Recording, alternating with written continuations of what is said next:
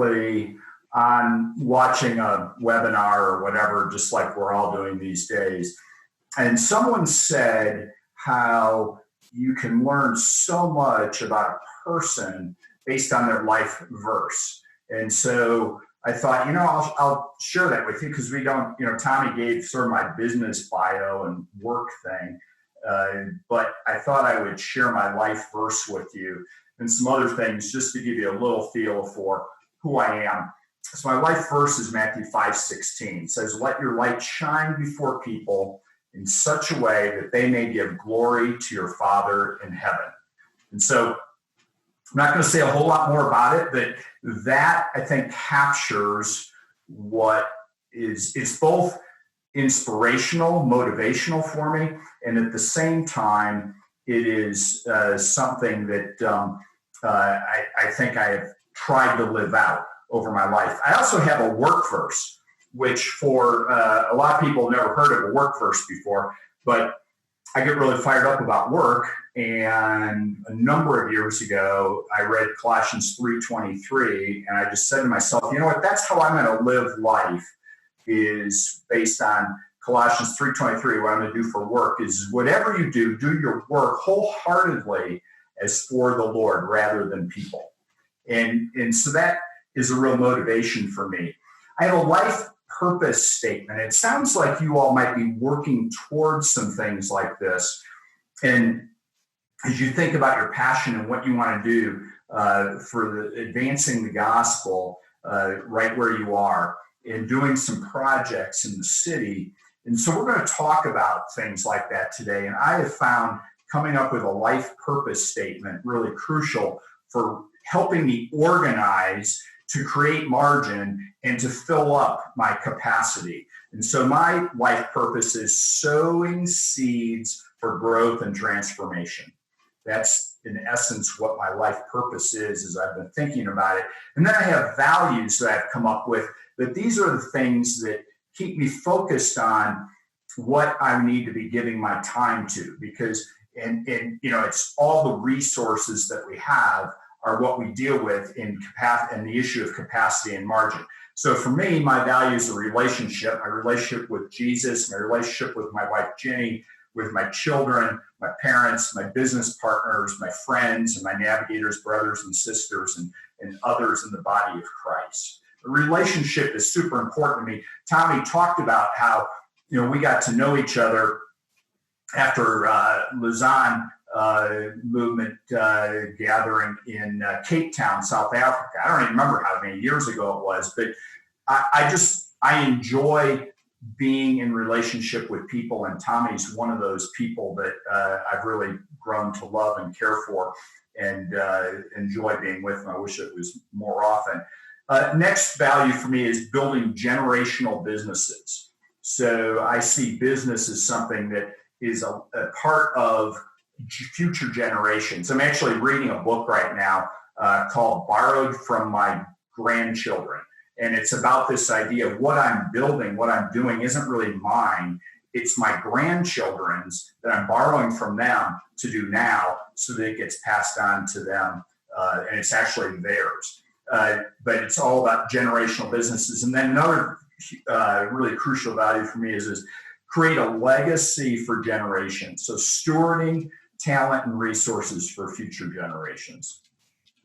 Here's a picture of my family. I have 6 children. 3 of them are married. And this was last summer. We do a family trip, all of us, after each of them graduated from high school. And then once they all got done with high school and college and stuff, we started doing it every 5 years when my wife and I both turned 50.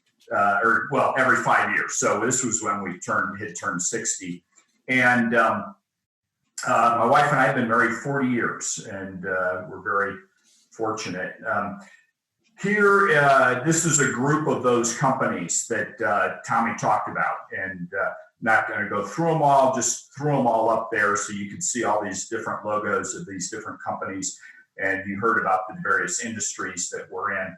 And then there's the Navigators, which I've been involved with the Navigators since I was in graduate school. I went to law school and MBA school, and during that time, I uh, got a chance to get around the navigators and learned how to have a quiet time and learned how to share my faith and learn how to disciple people. And navigators had a huge impact on my life. And then my wife and I just started getting involved with them. And then about 23 years ago, they asked me to come on the board of directors. And then 9 years ago, asked me to be the first non-staff board chair. So it was quite an honor. It's been an honor to serve the navigators over all these years. You know, when I think about capacity, I have a hard time fully grasping it. You know, all of us have a different size cup. We have different capacities. And so I have this picture here of illustration of a little espresso cup and then sort of a normal sized coffee cup and then one of these really gigantic coffee cups. And, you know, people tell me I have a lot of capacity, but I really don't know how to measure capacity. You know, I don't know if I have a lot or a little. I just know what I do. It's like comparing me to a non-runner who runs 10 miles a day. You know, to me, the runner has incredible capacity for a long distance. But to the runner, to go out and run 10 miles, who runs 10 miles a day, that's not extraordinary to them. So I you know, each of us have some amount of capacity, but God's wired us up all differently. And I think that we think about, geez, I want to increase my capacity. I want to move from the espresso cup to the normal size coffee cup, or I want to move from the normal size coffee cup to this gargantuan coffee cup. But each of us have this different capacity. That's simply the way God has wired us up. You know, we can't necessarily change it a whole lot. You know, it's important to understand our capacity for financial strain, our capacity for uncertainty, our capacity for quick decision making, our capacity to learn from and forget our mistakes, our capacity to love our enemies. You know, if you're an extrovert, what's your capacity for being alone? Or if you're an introvert, what's your capacity for being with a group of people? You know, what's our capacity? How many sleeping hours do you need? You know, that we have to be able to understand these things. The important thing is that while we might be able to increase our capacity to some extent, you know, it's sort of like getting stronger or running 10 miles. You know, we can slowly build up some things. You can slowly cut back your sleep from maybe, 6 hours a day to 5.5 hours a day to 5 hours a day or something like that for some people, or from 8 hours down to 7 hours. You know, you can make some adjustments in that way. But at the end of the day, there's certain things that are healthy and certain things that are unhealthy. And so we need to be careful in that regard to make sure that we're not just stretching ourselves into a point of creating a break. And so while we may be able to increase the capacity, I want to suggest that we focus on increasing our margin by looking at what we're giving ourselves to. You know, as you know, in business, profit margin is revenue less expenses. When we buy these companies, or when we have a company that gets in trouble, as we do in the midst of coronavirus, our first move is to reduce expenses, because expenses generally are much more in our control than growing revenue, right? I mean, you guys can all appreciate that. You can look around for things to cut. Now, you want to go out there, you want to go get more revenue. And if you're a sales-driven person or a sales-driven organization, that's probably your natural bent. But the easiest thing to control are expenses. And so what I want to suggest is that to increase, we need to increase our margin by deciding what goes in our cup. What goes in the cup, your capacity, know your capacity, and then decide what's going to go in there. Margin's essential for business, and it's essential for our lives. Bumps and potholes in the road of life are inevitable. Margin is the space available in your capacity to handle the bumps as they come. We're going to have unexpected macro shifts in the economy, just like coronavirus. This is unique around the world right now, but there are going to be other things. There are recessions that come. There are financial-ish turmoil and meltdowns like in 2008 and 2009. There are things like that happen. And if you don't have any margin, your capacity falls apart. You have things that spill out. It gets messy. We have common business experiences that require us in our lives to have margin. A key employee leaves, or a significant client leaves, or you have a system failure in your technology. Something happens and it tests the capacity. You need that margin. You need that space that allows for disruption. It might be health issues for yourself or your family. You need to make sure there's that margin in there that allows you to put something else in the cup, right? The reason we need margin is because there's disruption that happens and things get into that cup. And if you don't, it's like I was the other day at an early meeting. I was leaving the house at 5 a.m. And I want a full cup of coffee. So I get my full cup and I get in the car, and it wasn't one of these cups with a lid on it, which was probably silly on my part because I filled it way too full. And I'm not 3 blocks from my house, and I'm hitting some bumps and I'm hitting some ruts and different things, and my coffee starts spilling all over. And, it's an example of what happens when we have our cup is too full. It can't handle the disruptions, and it can't even happen the good things that happen. Bumps in the road and the things that we need to think about, they're not always negative.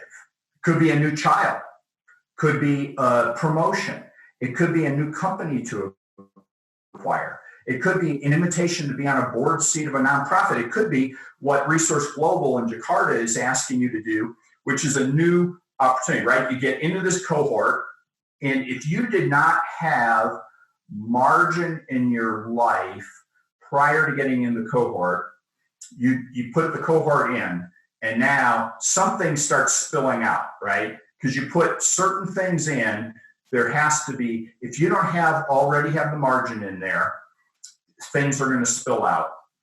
And we're going to talk about that some, but it's important to understand what are you putting in, and to make sure that as you put things in, you are understanding that if there's no margin at all, a whole bunch of stuff's going to fall out, and it may not be what you want falling out. That's the important thing to keep in mind is do you have some control over that stuff that starts falling out if you don't have margin. Margin is the space available in your capacity to handle the bumps, the good and the bad, as they come. So margin's that space that's available in your capacity. So in your cup, is there open space that's able to handle the things that come in, the opportunities, the problems, whatever it is? And because in order to say yes to the right things that come along, you need to have margin.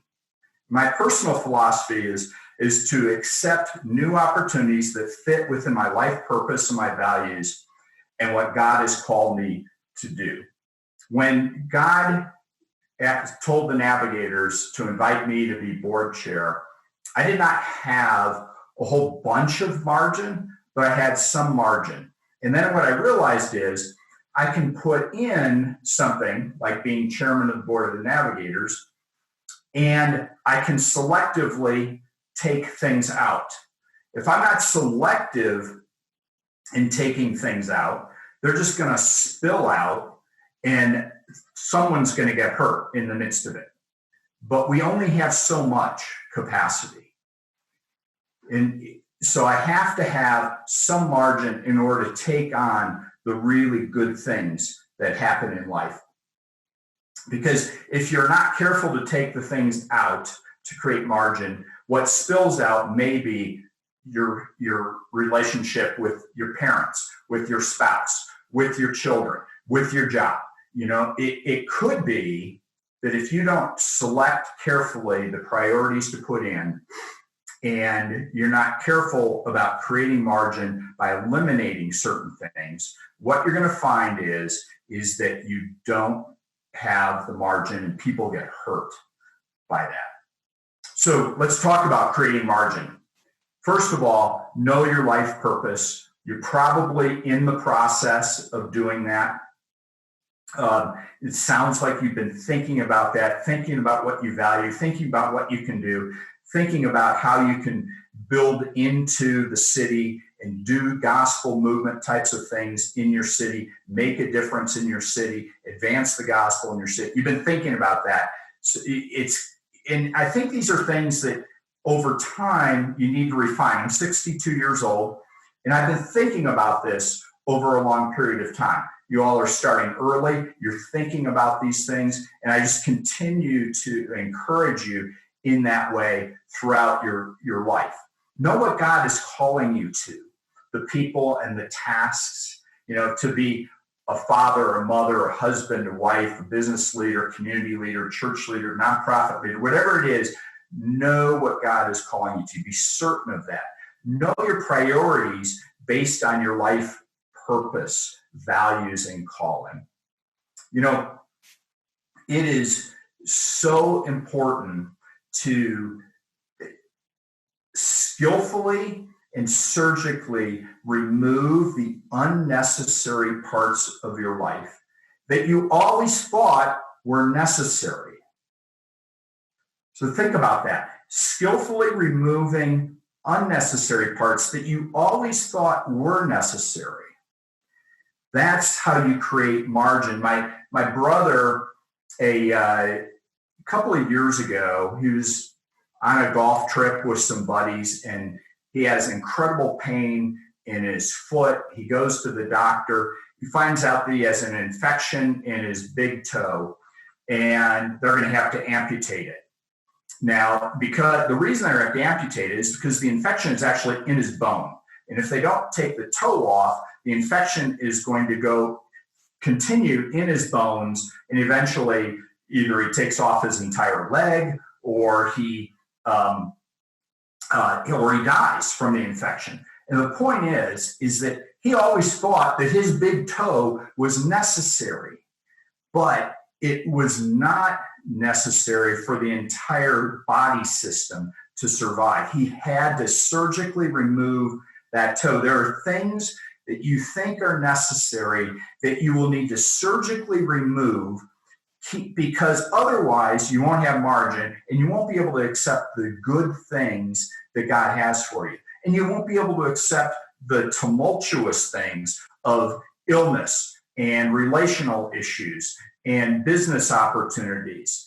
And so you need to make sure that you're in the process of surgically removing things. I want to look at a piece of scripture here. And these are lessons from Jesus. There's a whole bunch of scripture we could go through, but I want to just pull out a couple of things here that I think are super important in this regard. This is from Mark chapter 1, verses 32 to 39. That evening at sundown, they brought to him all who were sick or oppressed by demons, and the whole city was gathered together at the door. And he healed many who were sick with various diseases and cast out many demons. And he would not permit the demons to speak because they knew him. And rising very early in the morning, while it was still dark, he departed and went out to a desolate place. And there he prayed. And Simon and those who were with him searched for him. And they found him and said to him, "Everyone is looking for you." And he said to them, Let us go on to the next towns, that I may preach there also. For that is why I came. And he went throughout all Galilee, preaching in the synagogues and casting out demons. Well, so, if you think about this is Jesus in the midst of an explosive ministry. The entire city is coming to him, and they can't wait till the next day when he is ready to continue to speak and to heal and to cast out demons. And yet, what does Jesus say? He says, let us go to the next town. Why does he say that? He says, because that is what I'm here to do. I need to preach there also. That is why I came. So if you think about some principles to apply here, is one is don't listen to the crowd, even when it's good. Right? He was doing good things. The crowd wanted him to stay. His disciples wanted him to stay. He's at Peter's house. Peter wants him to stay. But he says, no, that's not why I came. I came to spread, to go out.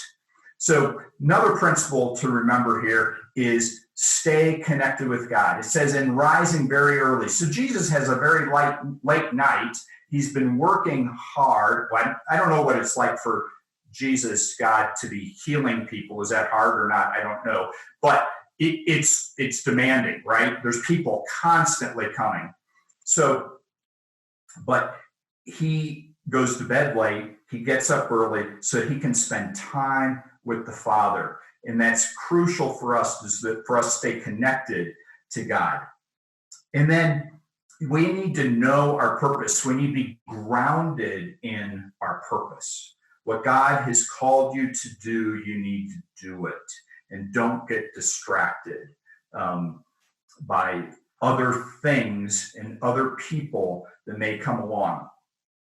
So you've probably already done some work in this area, but what are your passions, pursuits, and priorities?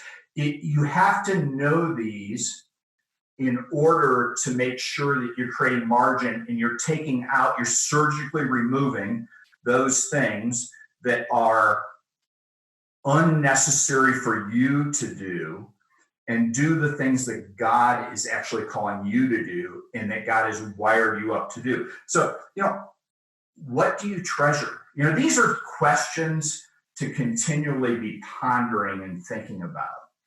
And so, one of the questions is, what do you treasure? Matthew 6:21 says that what you treasure, there your heart will be also. That's where your heart's going to be. So if you want to think about this, what do you treasure?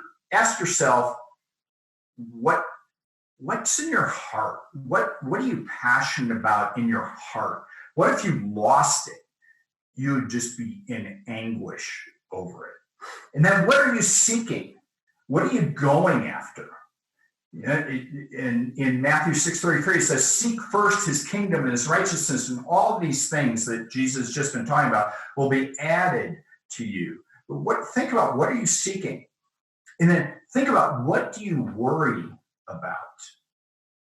In Luke 10:41, Jesus is talking to Martha, and he says, Martha, Martha, you are worried and bothered about so many things. Only one thing is necessary.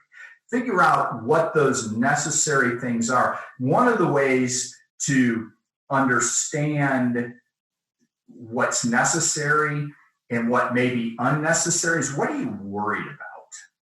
And are there things you worry about that you need to get rid of, or that you need to add?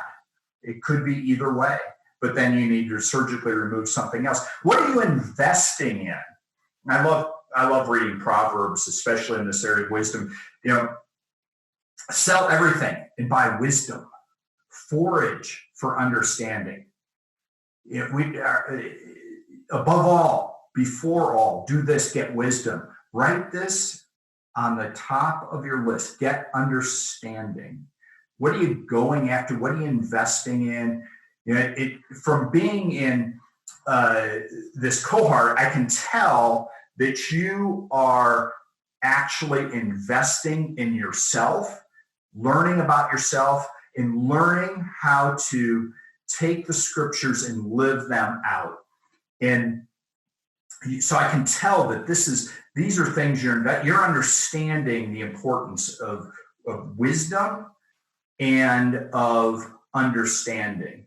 But never lose that, and always keep going after it. So I wanted to share some principles for adding and subtracting, because that's what we're talking about here, right? We have this certain amount of capacity. We need space in our cup. We need space in our lives to handle the good and the difficult that come into it. And so these are just some principles that I've picked up over the years. And this first one's been really helpful to me, is say no to good and bad things. No to good and bad opportunities. We tend to think I want to say yes to good things. There are too many good things out there. There are too many opportunities. Say yes to the right opportunities. If you've read Jim Collins's book, Good to Great, you'll know that one of the famous lines in there is, good is the enemy of great. And I think that's the essence of what I have in this principle. And I didn't come up with it as eloquently as Collins did. I just said in my life, I'm going to say no to good and bad so I can say yes to what's right. And Collins, I think, is more eloquent with this, good is the enemy of great. The concept, though, is quite clear. Don't let your life get filled up with things that are good but aren't right for you. Make sure you're doing what's right for you, how God has wired you up, what God has called you to do. Then when you add priorities, margin goes away. So you add a priority, you say, this is super important. A child is born into your life, super important. Another child, I had 6 of them. Fortunately, I had an amazing wife, so she had amazing capacity. But as that you add priorities in your life, margin goes away. So it's just a fact of life. So you have to be careful on how you take things out so that you're able to handle the priorities that need to happen. Then priorities change over time. So my priorities when my children were we had 6 under the age of 11. Okay, so when they're all in those early years, that's a much different type of priority for me than when now they're adult children and where I'm looking to impact their lives as they are now. When I have one company versus a whole multitude of companies and a whole multitude of business partners, those are different types of priorities. They change over time. So that's why it's so important that you're constantly thinking through this process. This is not a one-time thing that you do just because you're in the cohort and we're talking about it. This is something that you want to do on somewhat of a regular basis. Maybe it's annually, maybe it's every other year, maybe it's quarterly. But whatever it is, make sure you're recognizing and evaluating those priorities that you have in your life. And because you have to evaluate them to keep some margin and surgically remove certain things. Ruthlessly eliminate the unnecessary. And here's something to think about. Eliminate some activity or responsibility once a month for the rest of 2020.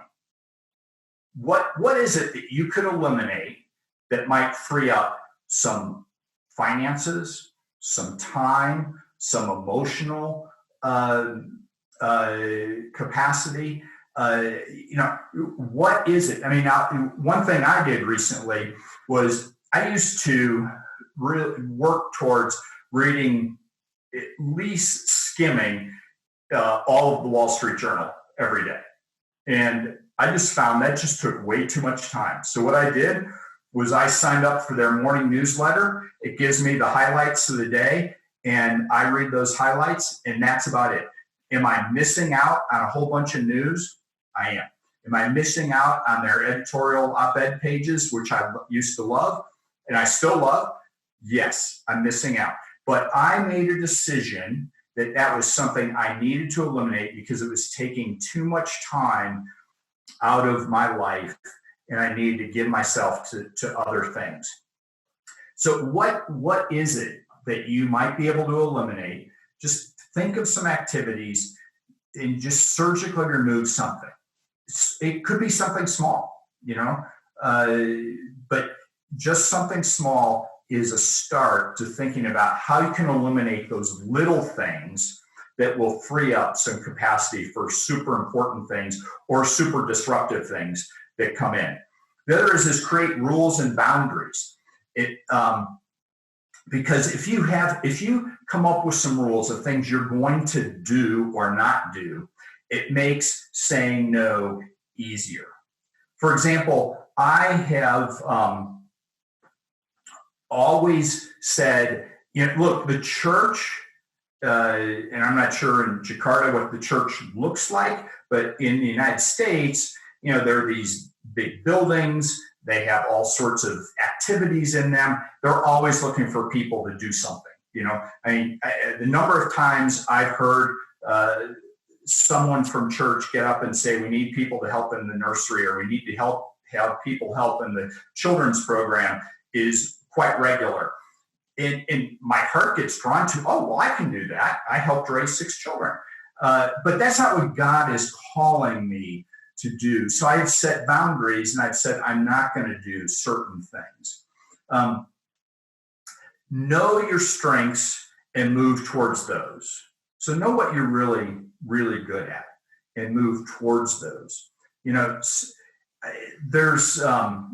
got a couple minutes left here. I'll tell you, sometimes you're going to remove things that you feel are very important at the time. I can remember I had 3 children under the age of 5. I generally have traveled 2 to 4 days a week, and I can remember it like it was yesterday. I was driving home from the airport. It's about midnight. I'm at this one stoplight just about half a mile from my home, and I know that the next morning I have to be up, and I'm meeting someone to disciple them at 6:30 in the morning. And at the time, I was helping get a men's ministry going in our hometown. I was leading a couples Bible study with my wife, Jenny. We were in a couples Bible study that was led by the Navigator staff in our hometown. I was discipling 2 guys, and I'm at this traffic light at midnight, and I'm thinking, this is unsustainable. I cannot continue this way.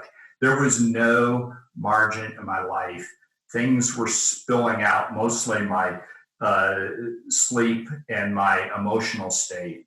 And I decided at that moment, what God really had for me was to focus on just men, and we had to back out of all the couples things.